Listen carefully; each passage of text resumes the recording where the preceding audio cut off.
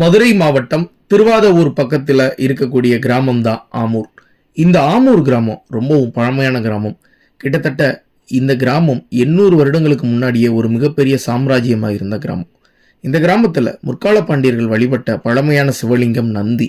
இதை தவிர்த்து இந்த இடத்துல பழமையான முருகன் சிலை ஒன்று இருக்குது. ரொம்பவும் கம்பீரமான 3 அடி உயரம் கொண்ட ஒரு முருகன் சிலை கைவிடப்பட்ட நிலையில் மண்ணில் இன்னைக்கு இருக்குது. ஒரு காலத்தில் வழிபாட்டில் இருந்த ஒரு மிகப்பெரிய தலம் தான் இன்னைக்கு வெட்ட வெளியில் சிதறி கிடக்குது. இந்த முருகனுக்கு பக்கத்திலே பார்த்தீங்கன்னா ஒரு மிகப்பெரிய பைரவர் சிலை ஒன்று இருக்குது. ஆனால் அந்த பைரவர் சிலை 3 துண்டாக வெட்டப்பட்டிருக்கு. அதாவது 3 பாகமாக உடைஞ்சிருக்குது.